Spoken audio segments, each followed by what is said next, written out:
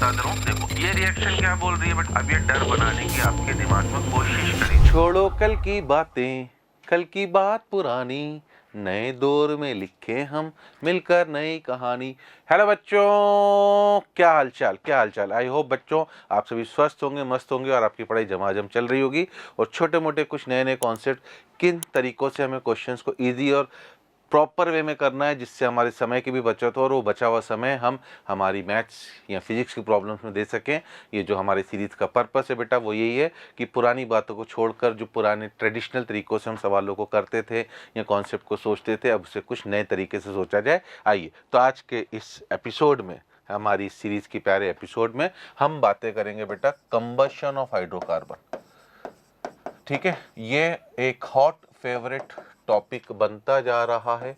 JEE बोलो, NEET बोलो बेटा, सब जगह आने लगा है। जेई में तो भर भर के पूछने लगा है आपका।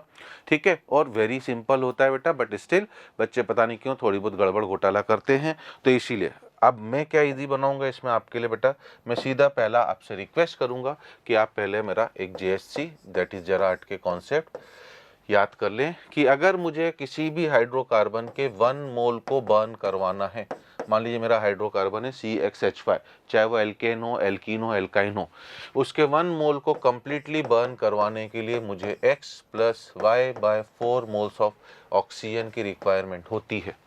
ठीक है जी, और वो बर्न कम्प्लीटली होकर X मोल्स ऑफ CO2 देता है, Y/2 मोल्स ऑफ H2O देता है। आई होप आपको लग रहा होगा सर ये तो हमें पता है बेटा, बट मुझे पता है स्टिल कि आप तब भी इन क्वेश्चंस में टाइम लेते हो, टाइम कंज्यूम करते हो या गड़बड़ घोटाला करते हो। अब मैं रिक्वेस्ट कर रहा हूँ बेटा इस एक रिएक्शन को सीधे सीधे ओरली, मतलब सपने में भी कोई आपसे उठा के पूछे बेटा, आपको याद होनी चाहिए कि 1 मोल ऑफ एनी हाइड्रोकार्बन, वो एल्केन हो, एल्कीन हो, एल्काइन हो, सेचुरेटेड हो, अनसेचुरेटेड हो, साइक्लिक हो, एसाइक्लिक हो, ठीक है ना, उसके 1 मोल को कंप्लीटली बर्न कराने के लिए मुझे ना ये इक्वेशन विथ रिस्पेक्ट टू 1 मोल लिखी जा रही है।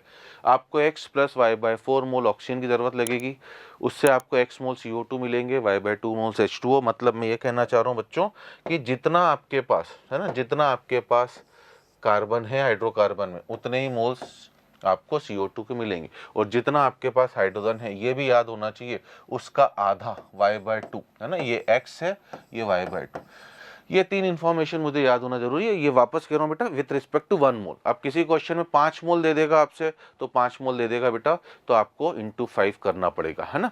जैसे ऑक्सीजन के लिए 5 × X + Y/4 हो जाएगा इसी रिएक्शन में, CO2 के लिए 5 × X हो जाएगा, H2O के लिए 5 × Y/2। और मुझे पूरी उम्मीद है बेटा कि इतनी बेसिक कैलकुलेशन तो सभी को आती होगी कि एक संतरा 5 रुपये का, तो 10 रुपये में सर 2 संतरे आएंगे, या 3 संतरों की कॉस्ट 15 रुपये होगी। मुझे पूरा पता है बेटा, आप संतरे वालों को 1 रुपया ज़्यादा दे के आने वाले नहीं हो, है ना। एक संतरा भले आप उसका ज़्यादा ले आओ उससे मोल भाव करके, बट है ना, अपने 1 रुपये ज़्यादा नहीं देने वाले हो। तो जो मोल की बेसिक कैलकुलेशन में आपसे गड़बड़ होती है बेटा, उससे आप है ना, मोल माने ही ना, आप रुपये मान के करा करो, है ना। 1 रुपया X + Y/4 रुपीज़ थोड़ा अटपटा लगेगा, बट एक बार कॉन्सेप्ट बैठ गया तो कहानी आसान हो जाएगी ना। अब मान लीजिए बेटा जैसे ऐसे छोटे छोटे क्वेश्चन आते रहते हैं, मैं आपको बताऊं कि आपसे वो बोल रहा किसी एल्कीन के, है ना, किसी एल्कीन के 1 मोल को कम्प्लीटली बर्न कराने के लिए कितने मोल्स ऑक्सीजन की ज़रूरत होगी। अब बच्चा इसमें रिएक्शन लिख के ही फलाना ढिमका, पहले तो एल्कीन का कोई फार्मूला नहीं सोच पा रहा है, कुछ भी, मतलब एग्जाम के उस प्रेशर में क्या हो रहा है, तो भैया आप बस मेरी शरण में हो बेटा। एल्कीन का फार्मूला तो खैर आपको सोचना ही पड़ेगा। लोएस्ट एल्कीन है C2H4, तो इसका मतलब N1 होगा, तो H आपका है ना, मतलब N कार्बन N है तो हाइड्रोजन आपके 2N होंगे, C2H4। ये एल्कीन है बेटा। अब जैसे ही मैंने ये लिखा, सर मुझे दिख रहा है कि X यहाँ पर N है, सर Y मेरे पास 2N है, ठीक है। तो अगर मैं ऑक्सीजन के मोल्स की रिक्वायरमेंट पूछ रहा हूँ आपसे, तो आप तुरंत बोलोगे सर X + Y/4, मतलब 2N/4 is N/2, sir 3N/2 moles. कहानी खत्म बेटा। देखो कितना इजी हो गया। अगर मैं पूछ रहा हूँ इसका 1 मोल कम्प्लीटली बर्न होने के बाद CO2 के कितने मोल्स देगा, तो आपका जवाब होगा सीधे सर N। अगर मैं बोल रहा हूँ H2O के कितने मोल्स देगा, तो आपका जवाब होगा सर 2N/2, Y की वैल्यू 2N है तो वो भी N। इस तरह के बेटा छोटे मोटे सवाल आप अब इमीडिएटली बिना किसी दिक्कत के कर सकते हो, ठीक है जी, बिना किसी दिक्कत के। बस ये आपको याद रहे, इतनी से मेरी मस्ट रिक्वेस्ट है ना। और मान लीजिए सर इसमें ऑक्सीजन भी आ जाएगा तो क्या करेंगे। अगर ऑक्सीजन भी आ गया बेटा CXHYOZ, अब ऑक्सीजन आने का मतलब है ना, अब अल्कोहल आ जाए, एसिटिक एसिड आ जाए, एस्टर आ जाए, ईथर आ जाए, ठीक है। और सर ये इतनी छोटी सी चीज जो है, आपको पता है मेरे प्यारे प्यारे बच्चों कि कितने चैप्टर्स में आती है केमिस्ट्री में? ऑर्गेनिक केमिस्ट्री में बार बार आती है, फिजिकल केमिस्ट्री में मोल कॉन्सेप्ट में आती है, थर्मो केमिस्ट्री में आती है बेटा, इतनी जगह केमिकल इक्विलिब्रियम में भी कहीं कहीं यूज करवा देता है। तो अगर हम इसे याद ही कर लेते हैं बेटा इस इंफॉर्मेशन को, और बल्ले बल्ले हो रही है तो क्यों नहीं करें, है ना। तो अगर ऑक्सीजन भी आ गया बेटा, ठीक है ना, तो आपको बस -Z/2 करना पड़ेगा। क्यों करना पड़ेगा बेटा, ठीक है ना, क्यों? क्योंकि ऑलरेडी Z एटम्स यहाँ पर थे, है ना। आप पिछली वाली रिएक्शन में भी देख सकते हो बेटा, सब कुछ बैलेंस है। हमारे पास कार्बन X था, X है, हाइड्रोजन Y था, Y/2 × 2 करोगे, हाइड्रोजन Y है। ऑक्सीजन बेटा यहाँ से 2x + Y/4 × 2 करें तो 2x प्लस आपका Y/2, यहाँ से 2x हाइड्रोजन ऑक्सीजन, सॉरी, यहाँ से Y/2, तो बैलेंस लिखी गई है। बट अब मैं कह रहा हूँ इन्हें याद कर ले बेटा, याद कर ले। जब हम इतनी चीजें याद करते हैं, एक छोटी सी चीज और सही, ठीक है। और इसमें भी बाकी कहानी बेटा, oxygen helps only in burning, ठीक है। तो इसमें भी बाकी कहानी वही रहेगी कि CO2 के X ही बनेंगे, प्रोडक्ट में कोई चेंज नहीं है बेटा, प्रोडक्ट साइड कोई भी चेंज नहीं है। तो क्या हम ये दो छोटी सी रिएक्शन याद करके अपनी ज़िंदगी को आसान बनाना चाहते हैं? तो आई होप बेटा, क्या हम 4 नंबर डेफिनेटली जेई मेंस में, या मैं कह रहा हूँ जे एडवांस में क्यों ना आ जाए, नीट में क्यों ना आ जाए, लेना चाहते हैं? ऑब्वियसली सबके मन से आवाज़ यही आ रही होगी, हाँ सर क्यों नहीं आई। अपने सपोर्ट में मैं क्वेश्चन सीधे आपको जेई मेंस 2024 का, ठीक है ना। 10 ml ऑफ गैसियस हाइड्रोकार्बन। अब ml से मत कंफ्यूज होना मेरे प्यारे प्यारे बच्चों, है ना। आपको अगर ml से डर लगता है तो आप, मेरा तो एक ही रूल है भैया, है ना, कंफ्यूजन को मारो गोली, कॉन्सेप्ट्स की मनाओ होली। अगर आपको ml से डर लगता है, बीच में ओ डाल दो, मोल बन गया, आप इसे भी मोल ही पढ़ो। कई बच्चों को गैस का वॉल्यूम आते ही डर बढ़ जाता है, मैं तो भैया बोलता हूँ 0 डाल दो बीच में, मतलब ओ डाल दो, मोल बन गया, है ना। 10 mole of gaseous hydrocarbon gives 40 CO2 के। ध्यान देना बेटा, ये 10 के लिए, मैंने 1 के लिए लिखाई थी। 10 40 दे रहा है तो ऑब्वियसली 1 4 देगा, इतना तो बेसिक मैथमेटिक्स आती है, मतलब x की वैल्यू सीधे सीधे 4 होगी। And 50 ml of water vapour, मतलब 10 ने 50 दिया है तो 1 कितना देगा बेटा, 5। अब हमें कितना दे रहा था, 1 y/2, मतलब y/2 की वैल्यू 5 है, मतलब सीधे सीधे y हो गया 10। क्या पूछा गया है क्वेश्चन में, है ना, total number of carbon and hydrogen atoms in the hydrocarbon, ये रहा बेटा आंसर 14। अब मुझे नहीं लगता बेटा कि आप इससे फास्ट तो करते होगे, आप तो कंफ्यूज होके पता नहीं क्या क्या करना चालू कर देते होगे, ठीक है ना। इसीलिए मैं कह रहा हूँ छोड़ो कल की बात, नए सिरे से जो बताया जा रहा है अगर फॉलो करोगे बेटा, देख लेना कितना मजा आएगा ना। मान लीजिए अगला ही जेई मेंस 2024 का क्वेश्चन, ठीक है। कंबशन ऑफ ग्लूकोज दे दिया है, मोलर मास दे दिया है, produce CO2 in water, amount of oxygen required for complete combustion of 900 gram of glucose. वापस मैंने जो रिएक्शन लिखा है बेटा 1 मोल के ना, 900 ग्राम ऑफ ग्लूकोज का मतलब 900/180, मतलब 5 मोल्स। कैलकुलेशन भी कोई गंदी नहीं। अब बेटा ग्लूकोज का सर x है 6, ठीक है ना, y है सर 12, तो x प्लस y/4, z है सर 6, रिएक्शन लिख के समय खोटी नहीं करना है। 6 सर 12/4 भी 3 होता है, 6/2 भी 3, मतलब ग्लूकोज के 1 मोल को कंप्लीटली बर्न कराने के लिए मुझे 6 मोल्स ऑफ ऑक्सीजन की रिक्वायरमेंट होगी।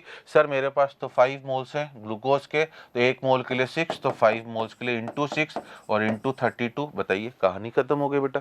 5 30 इंटू 32 960, बड़ी आसानी से 1 मिनट में क्वेश्चन सॉल्व। और भी है सर क्वेश्चन? हाँ सर खूब है।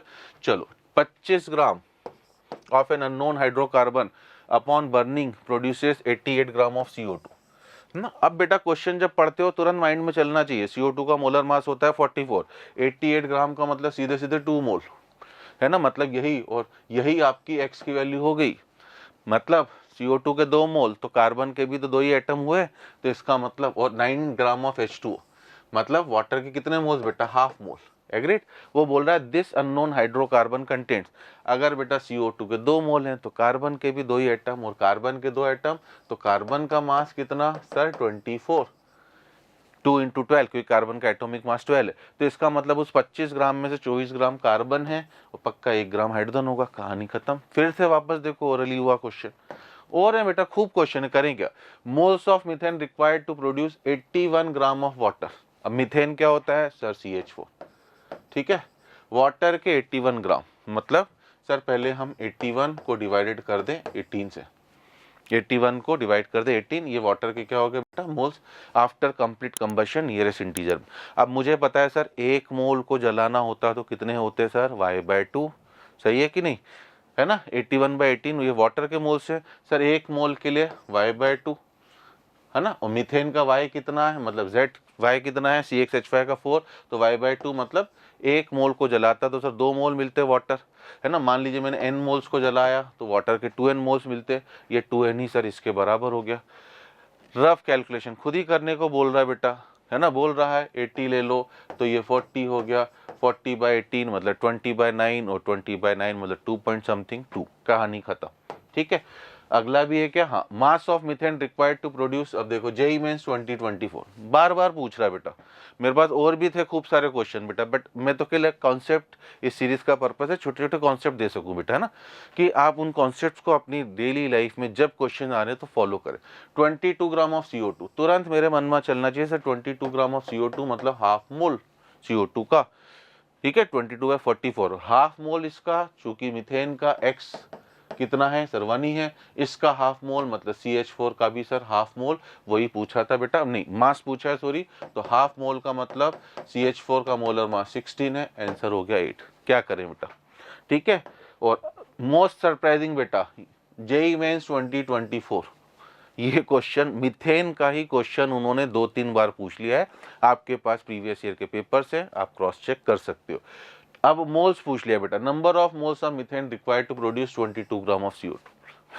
ये एक ही शिफ्ट का मॉर्निंग के पेपर में मास पूछा है, शाम को मोल्स पूछ लिया, ऐसा भी हुआ है बेटा। तो 22 ग्राम ऑफ CO2 अभी हमने बोला था बेटा हाफ मोल, इसका मतलब मीथेन का भी हाफ मोल। अब उसने बस मोल्स को इस तरीके से पूछ लिया है, तो हाफ मतलब 0.5 बेटा, उसने 10⁻² कर दिया है, तो मेरा आंसर 50 हो जाएगा, कहानी खत्म। क्या आ रही मेरी बात समझ में, देख लो। और द नंबर ऑफ, वापस JEE mains 2024, number of moles of methane required, you can cross verify बेटा, मैं तो अपने सपोर्ट में सब एग्जांपल लेके आऊँ। अब 11 ग्राम ऑफ CO2 है, मतलब 1/4 मोल, मतलब बताइए कितनी शर्म की बात है कि वो कम से कम पूछ रहा है, चलो तो मीथेन को इथेन कर दे, ब्यूटेन कर दे, नहीं बेटा। जेईई मेंस बार बार कह रहा हूँ एक रिपीटेटिव एग्जाम है, आप इस एग्जाम की भावनाओं को समझो, ठीक है। 11 ग्राम ऑफ CO2 आफ्टर कंप्लीट 1/4 मोल है बेटा, तो मीथेन के भी कितने मोल्स होने चाहिए 1/4 मोल मतलब 0.25, कहानी खत्म, ठीक है जी। आ रही बात समझ में। क्या हमारे पास और कुछ क्वेश्चन भी हैं। Consider the complete combustion of butane, अब देखो तब भी चेंज करा, JEE mains 2021, butane is C4H10, the amount of butane utilize to produce 72 gram of water, 72 gram water, water का मोलर मास 18 है, मतलब सर 4 मोल वाटर के, है ना। यहाँ पर सर H की वैल्यू 10 है, तो सर वाटर मतलब Y की वैल्यू 10 है, तो वाटर कितना बनता y/2, दैट इज, बोलो बोलो बोलो, y/2 का मतलब 5, कितने से बेटा 1 से, है ना, 1 से बनता। अब मुझे उसी के अमाउंट ऑफ ब्यूटेन मतलब मास बताना है, मान लीजिए मेरे पास x मोल है, 1 मोल से 5 बनता, तो x मोल से 5x बनता है बेटा, तो 5x की वैल्यू 4 है, मतलब मेरे पास ब्यूटेन के मोल्स हो गया 4/5। अब ब्यूटेन का बस मुझसे क्या पूछा गया है, मास पूछा गया है बेटा, तो C4/5 को हमने मल्टीप्लाई कर दिया, C4H10 इसका मोलर मास कितना है बेटा 58 से आंसर आ जाएगा, ठीक है ना। क्या हमारे पास सपोर्ट में और क्वेश्चन नहीं बेटा, बट स्टिल आपने देख लिया कि कंबशन ऑफ हाइड्रोकार्बन की मात्र 2 इक्वेशंस को ढंग से याद करके हम क्वेश्चंस को चुटकियों में सॉल्व कर सकते हैं, जिसमें न मुझे रिएक्शन लिखनी पड़ेगी, न मुझे ज़्यादा PhD करनी पड़ेगी, ठीक है बेटा।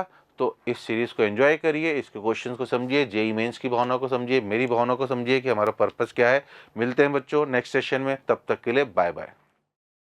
मोशन है तो भरोसा है।